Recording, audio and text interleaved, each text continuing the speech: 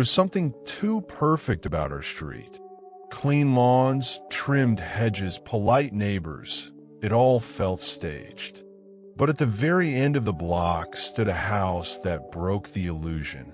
Its paint chipped like peeling skin, windows dark even on sunny days, porch sagging under its own weight. No one talked about it. No one walked past it. It was the kind of house you only noticed once and regretted ever looking again. They arrived just before sunset. A long black van coasted to a stop in front of the house without a sound, as if it floated rather than drove. No lights, no Platz. The engine didn't even rumble. Two figures emerged, impossibly tall, dressed in dark coats that fluttered even though there was no wind. They didn't speak, didn't knock, just walked straight to the front door and disappeared inside, like the house had opened its mouth and swallowed them whole. They brought nothing with them. No boxes, no bags, no furniture. Except for one thing, a long, heavy sack. It dragged behind them, leaving a faint trail that looked too dark to be water. A neighbor across the street saw it from her kitchen window. She said it twitched, just once, like something inside had shifted. The house grew darker, not just in light, but in feeling. The windows, once dusty, became sealed by thick curtains that never parted. No porch lights, no footsteps, but if you stood still enough outside, you could hear something, a soft scratching like long nails across wood, like someone was trapped in there and trying to get out. Then the sound started. First low thuds, rhythmic, measured, then the dragging, something heavy scraping across floorboards. But what froze me was the whispering. Not words, just breath, as if someone stood behind my wall, breathing into it, try to push through. Then came a scent. It would drift into my backyard like fog, thick, damp, and horribly sweet, like a perfume made from rotting roses and copper. Every time I caught it, my nose bled, and I swear the grass near the fence began to blacken, curling like it was shrinking away from that house. My dog, Buster, knew before I did. He stopped wagging his tail, stopped barking.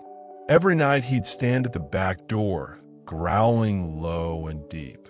Sometimes he'd refuse to move, eyes locked on the darkness across the fence, whimpering like a puppy. One night, he scratched so hard at the door to get out, he broke his own nail. I should have listened. Then one morning, Buster was gone. The gate was still latched.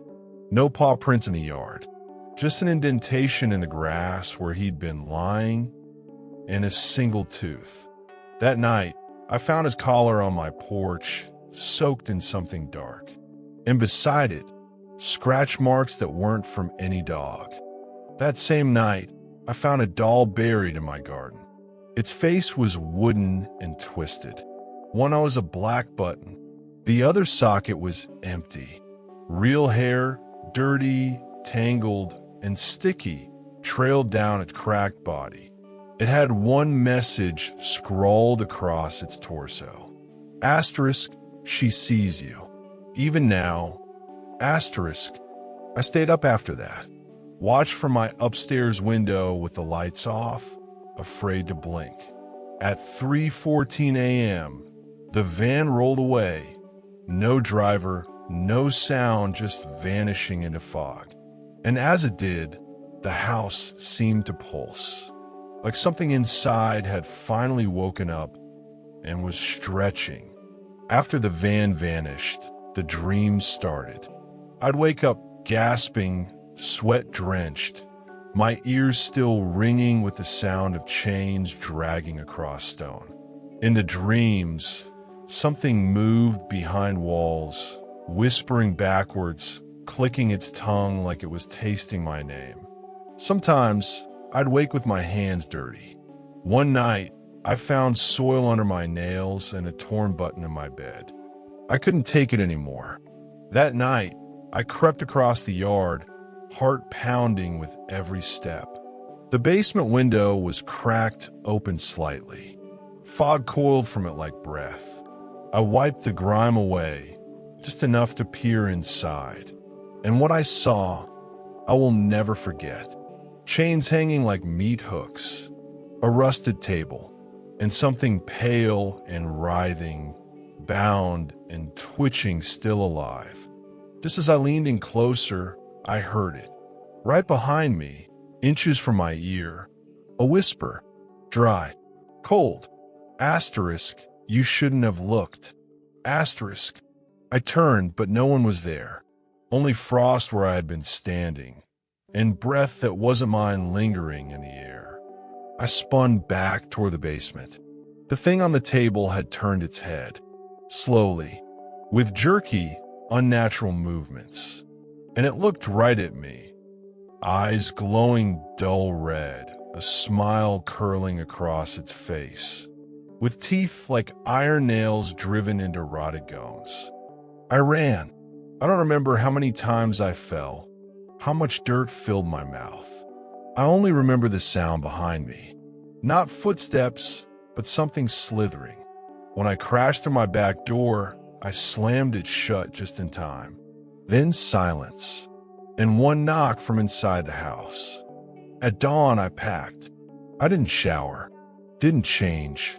I left the dishes in the sink, the lights on, the door unlocked. I just waited for the taxi, staring at that house like it might suddenly lunge toward me. And as I loaded my suitcase into the car, I swear I saw a curtain in the attic move. We drove in silence. The driver didn't speak. When I finally turned back to look, there was a face at the attic window. But it wasn't human. Pale, porcelain, and in place of one eye, a familiar black button. The police didn't believe a word. They searched the house weeks later, found nothing. No basement, they said. No chains, no blood, just cobwebs and silence. But on the wall near the attic stairs, they found a message scratched into the plaster.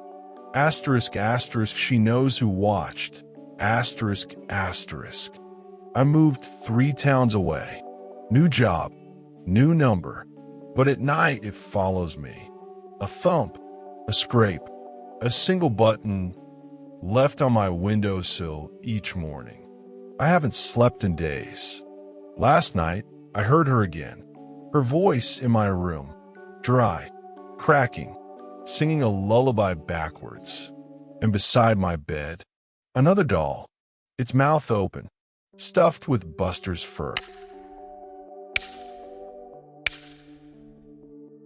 I never wanted to move to Sycamore Lane.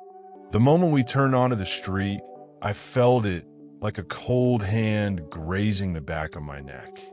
Every lawn was perfect, unnaturally green. Hedges trimmed with surgical precision. Neighbors waved with too many teeth. It looked like a painting, but one that had something wrong hidden under the brushstrokes. Mom said we needed a fresh start after Dad's sudden death. But this place didn't feel fresh. It felt buried. That first night, I lay awake in my new bedroom, surrounded by unopened boxes and peeling wallpaper. The silence was thick, like the house was holding its breath. At 2:47 a.m., I heard it. 3 slow knocks. Not from the door, not even the floor. They came from inside the wall, directly behind my headboard. I froze. My heart pounded against my ribs as I stared into the darkness. Another 3 knocks, measured, patient, as if someone or something knew I was listening. The next morning, I met the girl from the house next door. She stood at the edge of her yard barefoot, arms crossed like she was hugging herself. Her eyes were dark and tired. Not like a kid's, more like someone who had seen too much. "You're in the wrong house," she said. I asked her name. She didn't answer. She just looked across the street and whispered, "They live in number 46. I followed her gaze. The house across from ours looked drained, like it had bled out its own color. House number 46. Its windows were covered in thick plastic sheets. The shutters hung like broken limbs. The yard was a dead patch of dirt, brittle and scorched. But what unsettled me most was the porch swing. It creaked, slowly swaying, though there was no wind. At night, I'd catch flashes from behind the plastic windows. Pale blue flickers like a dying TV signal. One night, I watched carefully, holding my breath. The flashes formed letters. TAP. Then everything went black. The knocking grew worse. Not just louder, but bolder. It came from every surface now. Ceiling, floorboards, even a mirror in the hallway. Always at 2:47. Always 3 knocks. I tried to tell Mom, but she just smiled, too wide, and told me to take sleeping pills. While I looked at her reflection in the mirror, it didn't smile back. It just stared and blinked, out of sync with her real eyes. That night, I left my phone recording while I slept. I didn't expect anything. Maybe a creak, maybe silence. But when I played it back the next morning, my skin went cold. At 2:47, the knock started. 3 perfect taps, then silence. Then came a voice. Not mine, not Mom's. A brittle, rasping whisper. Asterisk, are you awake yet? Asterisk. The screen glitched. Just once. And in one single frame, someone was sitting on the edge of my bed. Their head turned. Slowly. Eyes like hollow glass. Looking directly at the camera. She came back, the girl. Hair damp with sweat, voice cracking like dry paper. I used to sleep in that room, she whispered. My brother knocked too. Then he vanished. No one believed me. She lifted her sleeve. Her skin was covered in long, raised scars, like claws had dragged across her. They only knock to see who's listening, she said. If you knock back, they enter. And then she did something I can't unsee. She opened her mouth, and a moth flew out. That night, I felt it before I heard it. A cold pressure in the air, like the whole room had sunk underwater. I couldn't move, paralyzed beneath my sheets, staring at the ceiling as the knocking began. But this time, it didn't stop at 3. It kept going. 4, 5, 6. Then hands burst through the wall, dozens of them. Long fingers, broken nails. They reached for me, touched my face, caressed my eyelids. I couldn't scream, only cry. When I woke, my bed was soaked, not with sweat, but water. Dark, brackish, smelling of mold and metal. On the ceiling above me, scratches had been etched in circles. Symbols I couldn't recognize. And scrawled in the middle, over and over, one phrase. Asterisk, you opened it. Asterisk. That morning, I found mud on my hands. And under my fingernails, bark. But we don't have trees. I confronted Mom, told her everything. The knocks, the whispers, the thing in the wall. She just kept smiling until I looked closely and saw her eyes weren't moving. Her pupils had become buttons. Black, shiny, sewn in. I screamed and backed away.